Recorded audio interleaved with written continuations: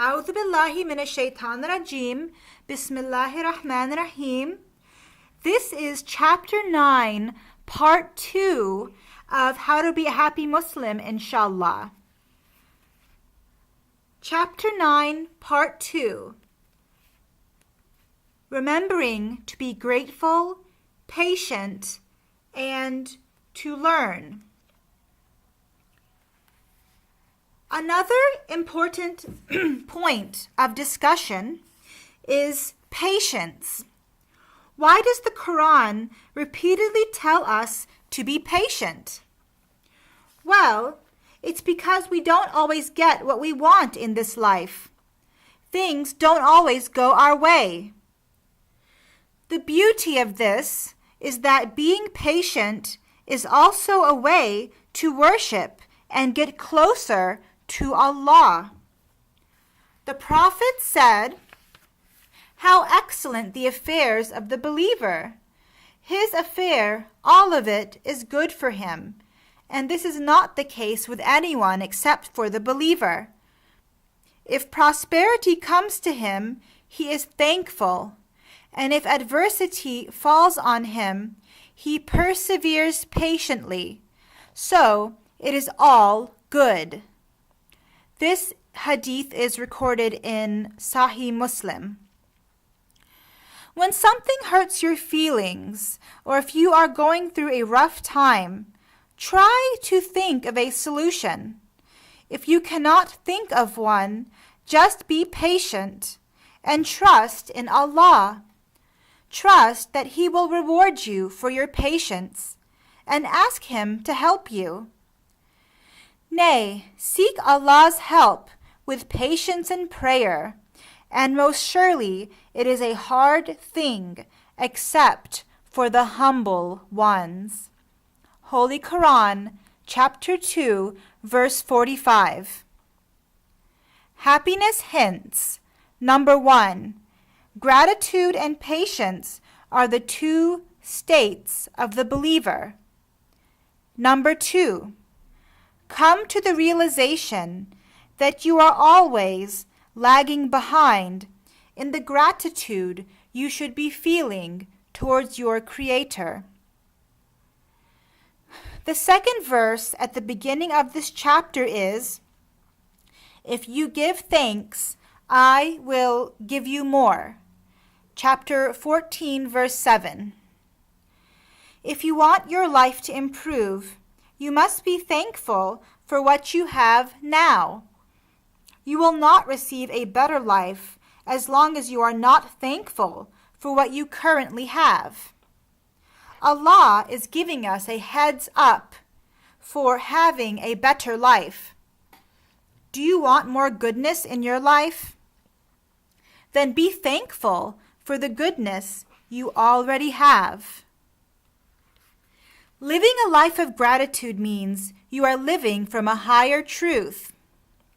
Why does Allah tell us to always be respectful to our parents and to not even say one word to them out of frustration? Well, He knows that sometimes we have tough times with our parents. However, He is telling us to rise above those problems and remember the higher truth, which is, you can never repay your parents for raising you. So stop making the small issues bigger than the truth of your endless indebtedness to your parents. The same idea applies to Allah, of course. If you are not feeling grateful to Allah, then you are not living a life of truth. The truth is, Allah's favors upon us are always greater than any problems we are going through. We must rise above the little annoyances of life to the higher truth of our amazing blessings, such as the blessing to even exist.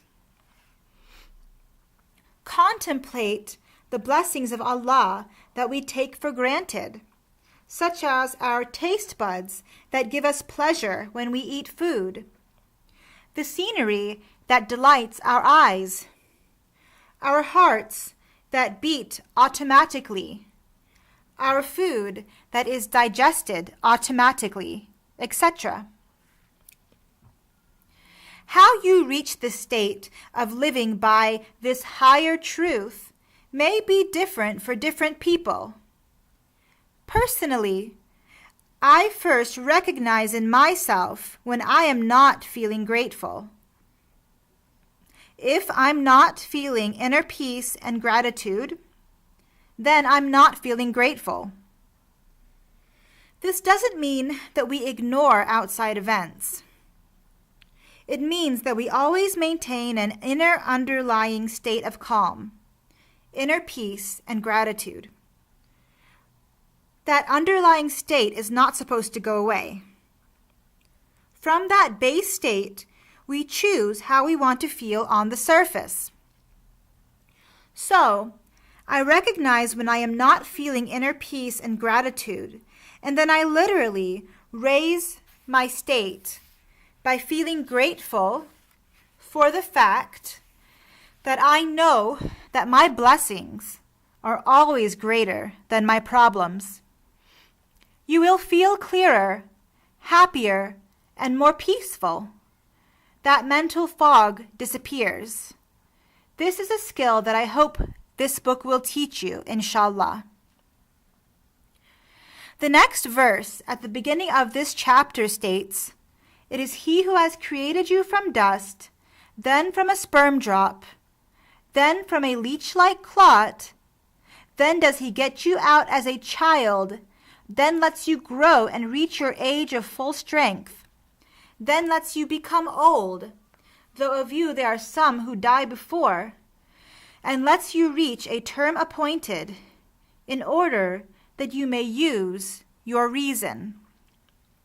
Chapter 40, verse 67. What is this verse saying?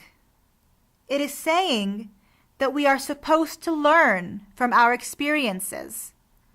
The whole point of our physical growth and aging is to learn, reason, grow in our intelligence.